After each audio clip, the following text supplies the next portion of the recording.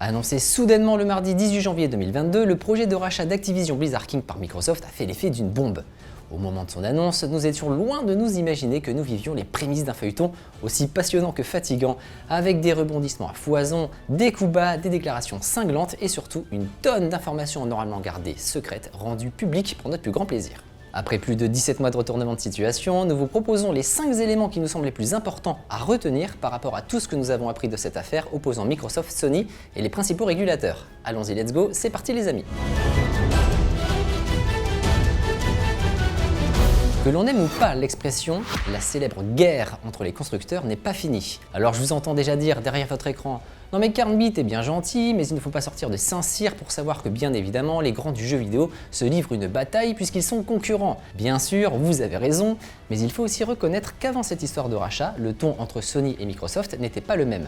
Nous nous souvenons encore des jeux PlayStation ouvertement cités et vantés dans une vidéo diffusée sur le Twitter officiel d'Xbox en amont de l'E3 2014, ou encore de l'image des 3 représentants des 3 marques, bras dessus bras dessous au Game Award 2018. L'enquête des régulateurs a révélé un tout autre visage des leaders de l'industrie. Si vous venez régulièrement sur JV, vous avez forcément suivi les joutes musclées entre les deux mastodontes à propos de cette affaire. Des échanges souvent houleux que nous n'avons pas l'habitude de voir à une époque où la communication est lissée. On a vu Jim Ryan, le patron de PlayStation, accuser Phil Spencer de laver son linge sale en famille et de qualifier les demandes de documents de Microsoft de harcèlement évident. Le ton est régulièrement monté entre les différents acteurs de cette affaire. Activision s'est officiellement montré excédé par l'attitude du géant japonais, que ce soit par l'intermédiaire des messages de Lulu Cheng Meservey, vice-présidente exécutive des affaires générales et directrice de la communication d'Activision Blizzard, ou par les interventions de Bobby Kotick, grand patron de l'éditeur.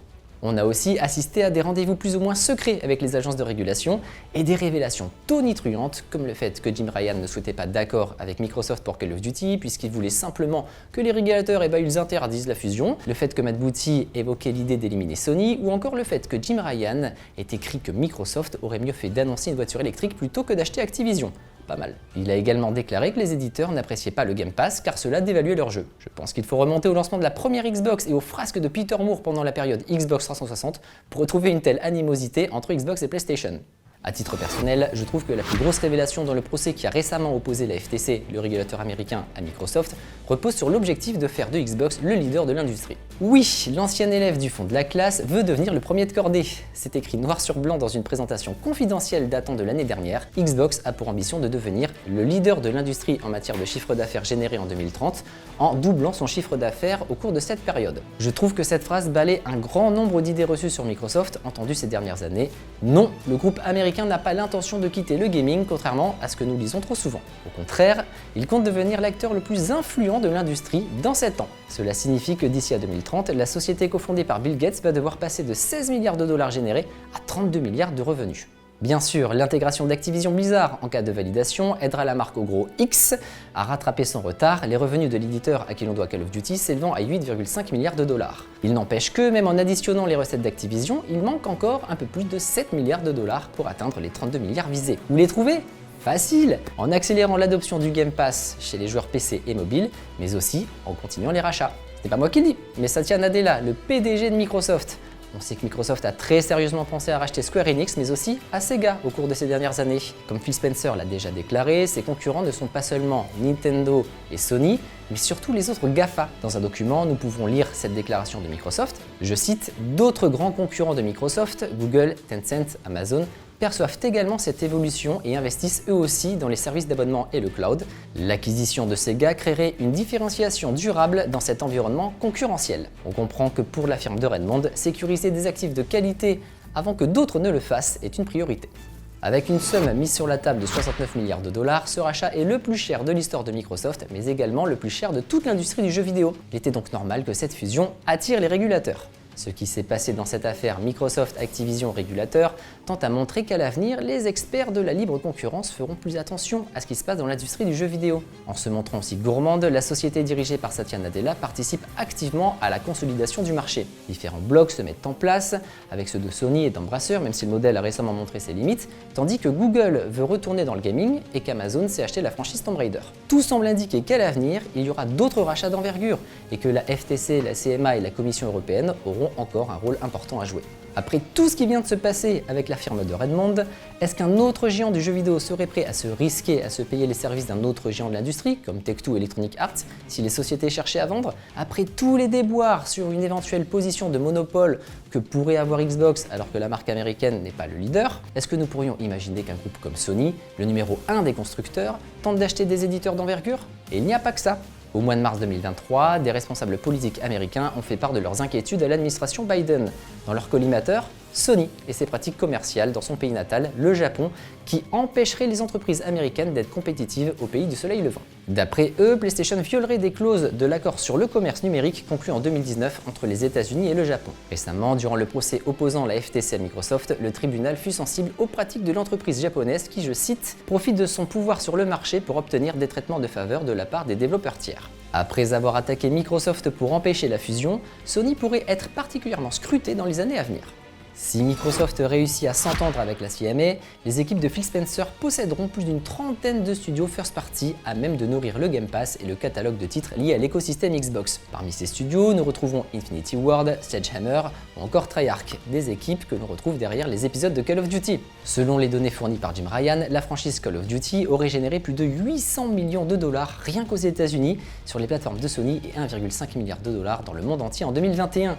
Si l'on se fie à la liste dévoilée par Sony au début d'année montrant les jeux les plus téléchargés sur le PlayStation Store en 2022, nous nous apercevons que Call of Duty Modern Warfare 2 est à la première place aux États-Unis. En 2021, c'était Call of Duty Vanguard qui était arrivé en tête. Si l'acquisition se fait, Microsoft deviendra donc un des éditeurs les plus importants de la PlayStation. C'est un peu bizarre de dire ça, mais c'est vraiment le cas. L'image d'une PlayStation sous perfusion, nourrie par les studios appartenant à son concurrent majeur, n'est sûrement pas du goût du constructeur japonais, avec la menace bien sûr qu'un jour, dans 10 ans en réalité, le robinet se ferme peut-être.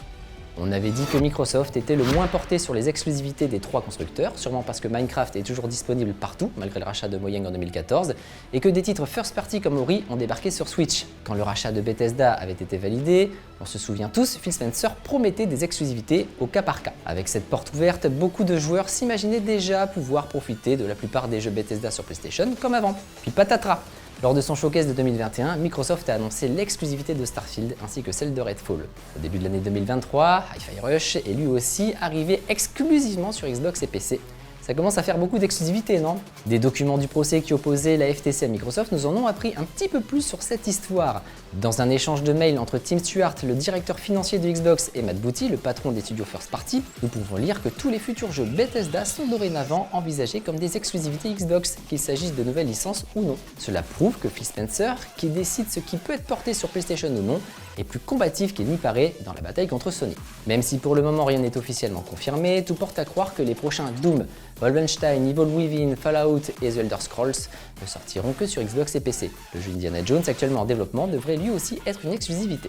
Alors nous l'avons bien vu, un des points centraux du rachat d'Activision dans la bataille contre les régulateurs américains était l'exclusivité potentielle de Call of Duty. Sur ce point, Phil Spencer s'est engagé à sortir la célèbre franchise sur à peu près toutes les plateformes qui existent pour les 10 années à venir, que ce soit sur PlayStation, Steam ou encore Nintendo Switch. La Commission européenne, elle a déclaré que même si Microsoft décidait de retirer les jeux d'Activision de la PlayStation, cela ne porterait pas de préjudice grave à la concurrence sur le marché des consoles. Sony pourrait tirer parti de sa taille, de son catalogue de jeux étoffé et de sa position sur le marché pour contrer toute tentative d'affaiblissement de sa position concurrentielle. Fin de la citation. En ce qui concerne toutes les autres licences appartenant à Activision Blizzard, et elles sont nombreuses avec Diablo, Starcraft, Crash Bandicoot, Spyro, Tony Hawk's Pro Skater, Guitar Hero et quelques vieilleries comme Pitfall, Hexen ou encore Gun, eh bien le géant américain aura le droit d'en faire des exclusivités s'il le souhaite, en cas de rachat validé. D'une manière générale, Microsoft est ballotté entre son envie d'accroître son MAU, les fameux utilisateurs actifs mensuels, et celle de faire rayonner la marque Xbox grâce à des exclusivités, en espérant que les joueurs achètent des consoles Xbox et ou s'abonnent au Game Pass. En tout cas, le géant américain se félicite d'avoir une dizaine de jeux sortis ayant des communautés excédant les 10 millions de joueurs pour un MAU global supérieur à 150 millions de joueurs. Comme je l'ai déjà dit, la pire des choses qui pouvaient arriver à la concurrence, c'est que Microsoft prenne enfin au sérieux le jeu vidéo. Au moment où nous enregistrons cette vidéo, la date de clôture de la fusion est fixée au 18 octobre 2023, bien qu'il y ait de grandes chances pour qu'elle soit validée dès la fin du mois d'août. Et vous, vous êtes plutôt pour ou contre ce que tente de faire Microsoft avec Activision?